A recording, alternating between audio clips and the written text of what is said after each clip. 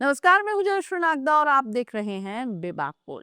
Bhojpuri cinema के superstar और अब छपरा से महागठबंधन के प्रत्याशी खेसारी लाल यादव इन दिनों सिर्फ फिल्मों में नहीं बल्कि बिहार की राजनीति में भी जबरदस्त धमाल मचा रहे हैं। लेकिन इस बार उन्होंने जो कहा उसने पूरे सियासी गलियारों में हलचल सी मचा दी है। खेसारी लाल ने प्रधानमंत्री नरेंद्र मोदी को खुले मंच से नसीहत दी। आपका आदर करता हूं मोदी जी, लेकिन जब भी बिहार का नाम लेते हैं जंगल राज मत कहिए। आप बिहार को बदनाम कर रहे हैं और यही एक लाइन बीजेपी के प्रचार तंत्र के लिए जैसे बिजली बन गई है। आइए जानते हैं आखिर खेसारी लाल ने ऐसा क्या कहा जिससे पूरा बिहार सियासी रूप से हिल गया। साल से केंद्र में सरकार उनका है, 20 साल से बिहार में है। उसके बावजूद भी बिहार के लोगों को एक रोजी रोजगार, एक बेहतर यूनिवर्सिटी या एक बेहतर कॉलेज या एक बेहतर अस्पताल क्यों नहीं मिला? लोग पलायन का इतना पलायन है कि आप सोच नहीं सकते। हम वो सिर्फ हमें ट्रेन क्यों देते हैं, हमें फैक्ट्री क्यों नहीं देते, हमें अपने परिवार में रहने क्यों नहीं देते?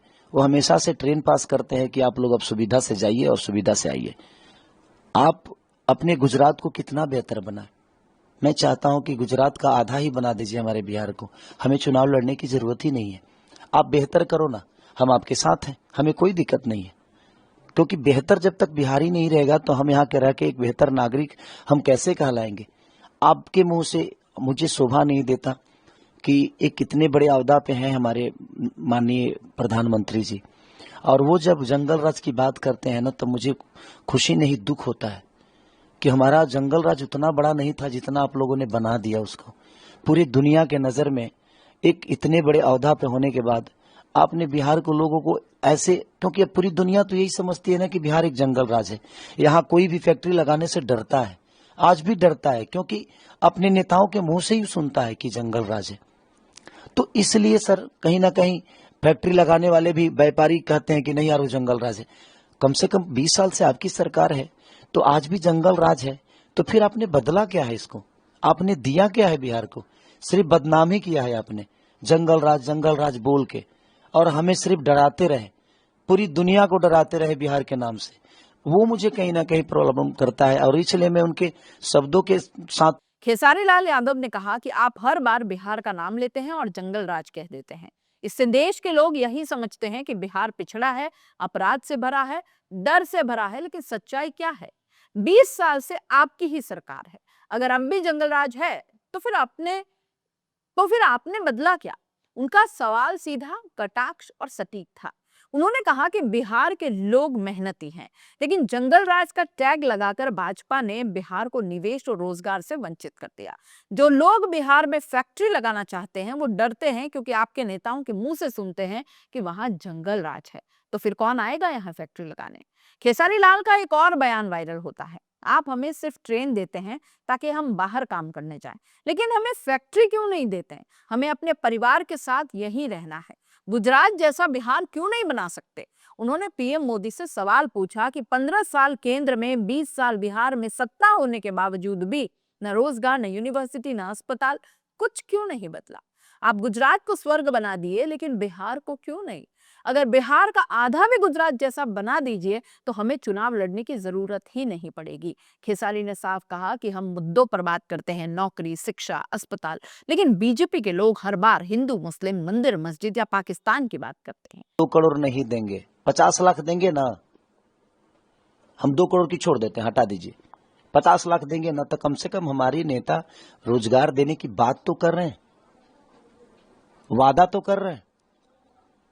एनडीए की सरकार तो वादा भी नहीं करती है, वो तो सिर्फ जंगल राज की ही बात करती है।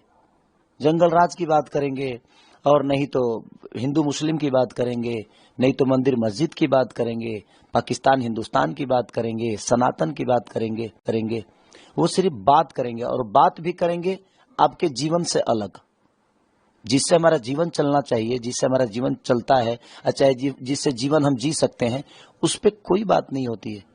सिर्फ बेमतलब की भड़काऊ बातें होगी। हिंदू मुस्लिम लड़ा दो यार, उसको उस जात से उस जात को लड़ा दो यार, उस जात से उस जात को। हमारे यहाँ तो सब में जितनी जात नहीं है ना उतने नेता हो गए हैं। तो लोग बोलते नहीं है कि ढेर जोगी मठ के उजार। हर जाति का एक नेता बन गया है। आप सर इतना बेहतर कर दो ना कि दुनिया आपके लिए जाति ना देखे। अगर आप बेहतर इंसान बनोगे और बेहतर अगर कर जाओगे, अगर कल मैं छपरा के लिए बेहतर कर गया थोड़ी देर के लिए मान लीजिए, क्या मुझे जात देखकर लोग वोट देंगे? लोगों को विकास चाहिए कि जात चाहिए? लेकिन यहां तो लोगों को भटका देना है कि नहीं जात ही हमारा बेहतर करेगा। नहीं करेगा भाई जात बेहतर करने के लिए ना इंसान के दिल में श्रद्धा होनी चाहिए किसी के लिए।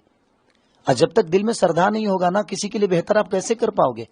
छपरा को पूरा परिवार बनाना पड़ेगा। अब परिवार में कोई जात नहीं होता है, परिवार होता है वो। और मुझे अपने छपरा को परिवार की तरह बना के चलना है। और मैं चाहता हूं कि हर समुदाय के लोग, उनके लिए शायद मैं अलग कास्ट का हूं, लेकिन मेरे लिए सब लोग मेरे हैं।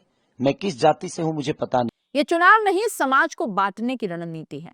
उनके मुताबिक भाजपा मुद्दों से भाग रही है और भड़काऊ बयानबाजी करती है ताकि असली सवालों से जनता का ध्यान हट जाए। लोगों को बांटने से कुछ नहीं होगा, विकास से होगा। बिहार में जातियों से ज्यादा नेता हो गए हैं। अब वक्त है बिहार को परिवार की तरह चलाने का। बिहार के उप मुख्यमंत्री सम्राट चौधरी ने खेसारी पर निशाना साधते हुए नचनिया शब्द का इस्तेमाल किया।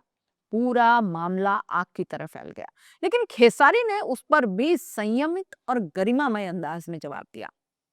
कोई नचनिया बोले तो बोले, मैं मेहनत करता हूँ। मेहनत करने वाले के लिए हर शब्द का मायने होता है और मेहनत नहीं करता उसके लिए शब्द मायने नहीं रखते। उन्होंने ये भी कहा कि किसी का अपमान कर चुनाव जीतना ठीक नहीं है। नेता को अपने शब्दों पर कंट्रोल होना चाहिए क्योंकि लोग हमें सुनते हैं और सीखते हैं। लालू प्रसाद यादव की बेटी रोहिणी आचार्य ने भी सम्राट चौधरी के बयान पर भाजपा पर जबरदस्त तीखा हमला बोला।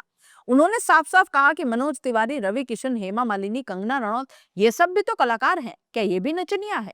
और यही लोग भाजपा की भीड़ जुटाने के लिए हर मंच पर मौजूद रहते हैं, तो शर्म किसे आनी चाहिए? उन्होंने बीजेपी को दोहरे चरित्र वाला बताते हुए कहा कि आप हमारे कलाकारों को नचनिया बोलते हैं और उन्हीं कलाकारों को अपनी पार्टी में रखकर वोट मांगते हैं। ये सस्ती राजनीति है। नहीं है उसके लिए तो कोई शब्द मायने नहीं रखता है। जो मेहनत करता है उसके लिए हर उस शब्द का मायने होता है, हर उस इंसान के मायने होते हैं। कोई बात नहीं, कोई नचनिया बोलता है वो भी बड़े बड़े भाई हैं और उनका सम्मान है। मिलेंगे तो हमेशा से उनको प्यार करूंगा मैं। मेरे लिए वो व्यक्ति विशेष कभी दुश्मन रहा नहीं और ना ही व्यक्ति विशेष का मैं जवाब देता हूँ। मैं उनके विचारधारा के, उनके शब्दों को जवाब दे सकता हूँ। बट देखा जाए तो बड़े बड़े हैं मेरे से, उनको उतना हक है मुझे बोलने का। बट ठीक है, चुनाव जीतने के लिए किसी को अपमानित करना सही नहीं है और अपने शब्दों पे हमेशा इंसान को कंट्रोल करना ही चाहिए, चाहे वो मैं हूं या कोई भी आदमी हो। क्योंकि समाज में आपको लोग मानते हैं और आपके शब्द सुनते हैं। तो प्रयास हमें यही होना चाहिए कि आने वाली पीढ़ी ऐसे शब्दों का उच्चारण ना करे, क्योंकि हम उस शब्दों के साथ जब जाएंगे तो हमारी आने वाली पीढ़ी को भी लगेगा कि नहीं यही शब्द सही है, तो शायद वो भटक जाए। विवाद बढ़ा तो मनोज तिवारी सामने आए और कहा सम्राट चौधरी कलाकारों का सम्मान करते हैं, किसी को नचनिया नहीं कहा गया, ये विपक्ष की साजिश है। लेकिन सवाल यह है कि अगर ऐसा नहीं कहा गया तो फिर बीजेपी नेताओं को सफाई क्यों देनी पड़ी? जनता सब कुछ देख रही है। खेसारी ने अपनी जमीन नहीं छोड़ी। उन्होंने कहा कि मनोज तिवारी मेरे बड़े भाई हैं, मैंने उनके लिए प्रचार किया है, भाजपा के लिए भी प्रचार किया है। आज हम अलग पार्टी में हैं पर रिश्ते मेरे लिए सबसे ऊपर हैं। चुनाव आता जाता रहेगा पर रिश्ते हमेशा रहेंगे। यह बयान साफ दिखाता है कि खेसारी गुस्से में नहीं, संस्कार में जवाब दे रहे हैं। उन्होंने कहा कि शब्दों से नहीं, कर्म से लोगों का दिल जीतना है। खेसारी ने अपने लोकसभा क्षेत्र छपरा की हालत पर भी करारा तंज कसा। कहा कि छपरा, सिवान और गोपालगंज में सिर्फ एक यूनिवर्सिटी है, जयप्रकाश नारायण यूनिवर्सिटी। वहां बच्चों को पास आउट होने में 6-6 साल लग जाते हैं। 20 साल से एनडीए की सरकार है, मगर शिक्षा, अस्पताल और बुनियादी ढांचा वही का वही है। उनका वादा साफ है, अगर जनता ने भरोसा जताया तो मैं छपरा की शिक्षा, अस्पताल और इंफ्रास्ट्रक्चर पर सबसे पहले काम करूंगा। नाले की सफाई से लेकर यूनिवर्सिटी तक सब कुछ दुरुस्त कराऊंगा। जब भाजपा गठबंधन ने घोषणा पत्र जारी किया तो मंच पर नीतीश कुमार, चिराग पासवान और जेपी नड्डा जैसे दिग्गज मौजूद थे। लेकिन जैसे ही सवाल पूछे जाने लगे, सब भाग गए। प्रेस कॉन्फ्रेंस चली सिर्फ 1 मिनट 50 सेकंड, कोई जवाब नहीं, कोई स्पष्टता नहीं। क्या नीतीश कुमार ही मुख्यमंत्री चेहरा है? भाजपा इस पर भी चुप हो गई। वहीं महागठबंधन का घोषणा पत्र जारी हुआ, मंच पर तमाम नेता बैठे, यानी विपक्ष सवाल झेल रहा है, सत्ता वाले भाग रहे हैं। खेसारी ने कहा कि भाजपा को कोई चिंता नहीं क्योंकि प्रचार तंत्र उनके पास है। गोदी मीडिया उनके लिए ढाल बन चुका है। जो सच्चाई है वो जनता तक पहुंचाई ही नहीं जाती। वाकई जब महागठबंधन का घोषणा पत्र आया तो हर चैनल पर डिबेट थी, लेकिन जब भाजपा का घोषणा पत्र मंच पर ही गिर पड़ा तो टीवी चैनलों पर सन्नाटा छा गया। अब ये साफ है, बिहार की चुनावी जमीन पर तीन चेहरे सबसे ज्यादा भीड़ खींच रहे हैं: तेजस्वी यादव, राहुल गांधी और खेसारी लाल यादव। और बीजेपी को सबसे बड़ा खतरा इन्हीं तीनों से है। खेसारी का अंदाज सदा हुआ है, शब्दों में तमीज है और संदेश साफ है: मैं लड़ाई नफरत की नहीं, बिहार की गरिमा की लड़ रहा हूँ। जब एक कलाकार जनता की जुबान बन जाए तो सियासत को आईना दिखा दे, तो फिर चुनाव का मजा असली हो जाता है। जंगल राज नहीं, अब बिहार जाग चुका है और इस बार बिहार बोलेगा। जो हमें बदनाम करता है उसे जवाब भी बिहार ही देगा। क्या खेसारी लाल यादव वाकई बिहार की राजनीति का नया चेहरा बनकर उभर रहे हैं, या फिर यह सिर्फ चुनावी लहर का कोई नशा है? आप बताइए, क्या मोदी का जंगल राज वाला बयान बिहारियों के आत्मसम्मान पर वोट है? क्या मोदी का जंगल राज वाला बयान बिहारियों के आत्मसम्मान पर चोट है, या ये क्या है? अगर आप भी बिहार से ये खबर देख रहे हैं तो कमेंट बॉक्स में जरूर बताइएगा। इस चुनाव और इस खबर पर आपका क्या कहना है? नमस्कार।